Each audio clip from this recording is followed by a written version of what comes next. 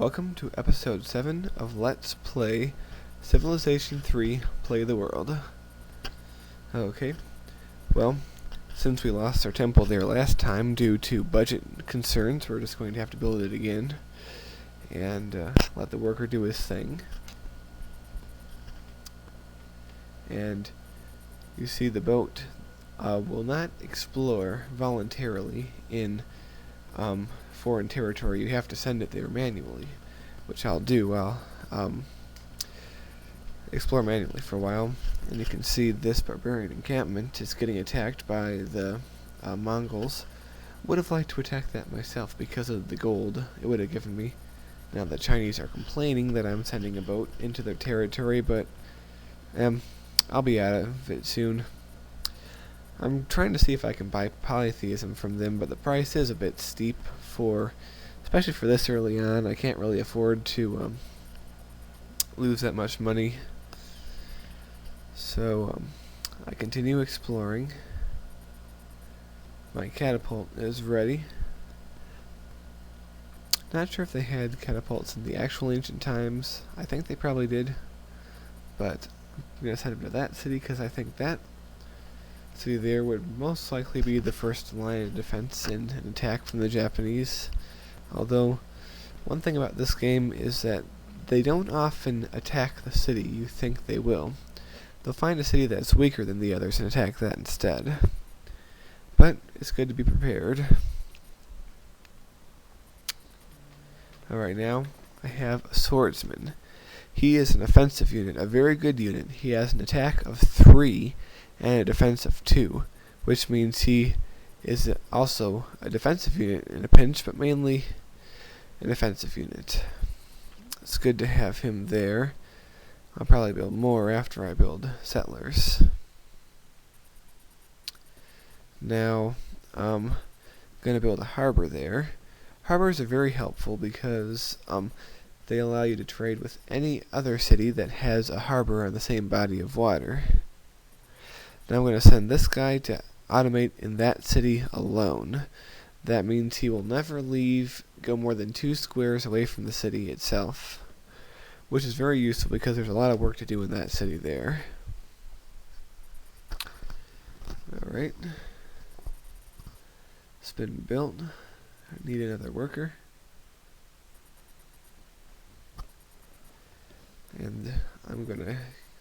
Also, by the way, you think you might be able to settle there, but you can't actually settle on mountains. It's the one place you cannot build cities. Of course, also water. You can't build cities there, obviously. Now, I build a settler here in the capital, and I think of what place I really want to settle the most. I know there's someone going to be there. I want to put a city there. But then I notice there's a little corridor between the Celtic cities and the Mongols.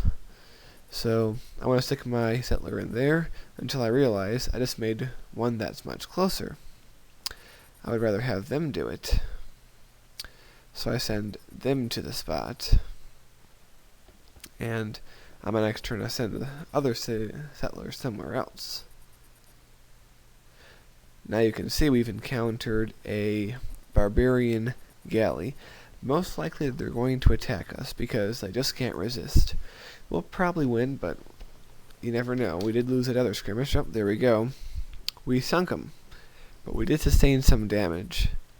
Oh, by the way, they built the hanging gardens, which is nice because that actually increases the number of happy citizens in mostly that city, but also in other cities around the empire. So, too bad we didn't have that. Alright, we're going to build the granary there, and instead of we're going to have this guy do something very specific. We're going to have him build a road to the capital, because it's important to have roads linking all your cities, so that resources and troops may easily move between them. And here I get very anal about picking the best location for my for the settler, and I eventually I was thinking of going further in, but I decided to go further out and just fill in that spot in there a little bit later. Probably the best thing I could do under the circumstances. Now, you can't simply fortify this boat and have it repair itself. It has to find a port. And since I'm not near any port, I'm just going to have it explore as damaged as it is and hope that it doesn't suffer any more attacks. Now, they created the Colossus, which is really good for commerce, and the Arabs. That's the one nation that I have not contacted yet. I think they're probably on an island all to themselves, although they might just be on the continent, just far away from everyone. And also, they're the wealthiest. We're the second wealthiest, but we don't have that much money, so there's not a lot of free-flowing gold in the world right now. So, build that city in the midst of all those Mongol cities.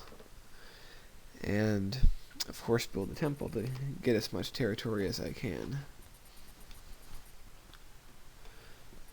Alright. Always exploring more territory.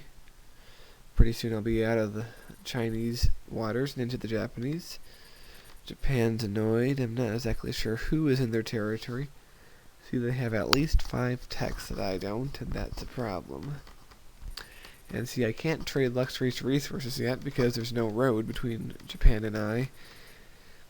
And I was building the Colossus, but I'm going to build the Great Lighthouse instead. Probably won't finish it, but I can try. The Great Wall doubles the strength of your walls. It's not a very useful wonder, but it does increase culture. So there's my catapult. It can bombard one square around it. Very good for offense and defense. Of course, the catapult itself is weak, but the things it upgrades to later are going to be very useful. So I'm just going to fortify that. And that's the end of the video. See you in part 8.